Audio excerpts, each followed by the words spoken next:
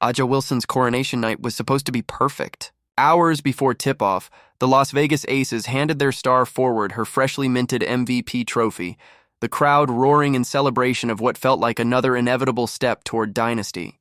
The script had already been written. The Aces, reigning champions, would flex their dominance, and Wilson's legacy would shine even brighter under the playoff lights. But what unfolded on that court was nothing like the fairy tale Vegas envisioned. By the final buzzer, the Indiana Fever had not only silenced the Aces crowd, but they had shattered the illusion of invincibility. The MVP's night of glory turned into an embarrassing collapse as the Fever, a battered sixth seed missing 6 key players including Caitlin Clark, stunned Las Vegas 89-73 to steal Game 1 on their home floor.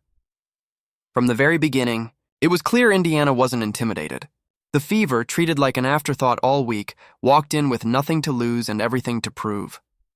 Kelsey Mitchell, long overlooked as a star, erupted for a playoff career-high 34 points, cutting through Vegas's defense with dagger jumpers and fearless drives. Each shot carried more weight than just points on the scoreboard. It was defiance. It was payback for the cheap elbows, the moving screens, and the arrogance the Aces carried into this series. The same arrogance their coach, Becky Hammond, had voiced publicly just days earlier, dismissing Indiana as a team that hadn't seen the real Aces yet.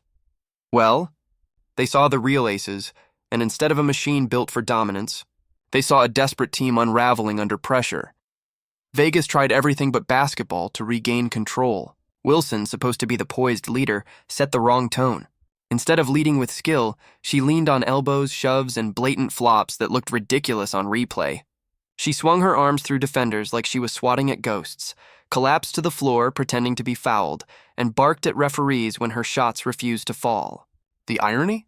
For all her antics, Wilson finished shooting a miserable 6 for 22. On the very night she was crowned MVP, she was exposed by a second-year center, Alia Boston, who outmuscled, outdisciplined, and outplayed her at every turn. Calm and unshakable, was the antidote to Vegas's chaos. She bodied up on Wilson possession after possession, denying her comfort spots and forcing every touch into a war zone. The stat sheet told the story. Wilson's frustration boiled over while Boston and her teammates controlled the paint. Natasha Howard and Brianna Turner joined Boston in sealing off the lane, making every rebound and shot a grind.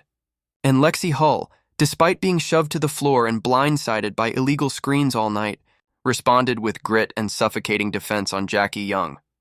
Her plus-minus of plus 24 was the best of anyone on the floor, proof that impact doesn't always need to come with flashy highlights.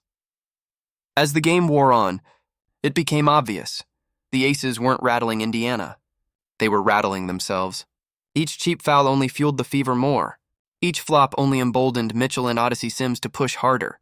Sims, in particular, looked like she'd been waiting her entire career for this moment. She drove fearlessly, defended relentlessly, and steadied her team when the game threatened to spiral into ugliness. While Vegas spiraled into schoolyard antics, Sims and Mitchell played sharp, controlled basketball that exposed the Aces' unraveling composure.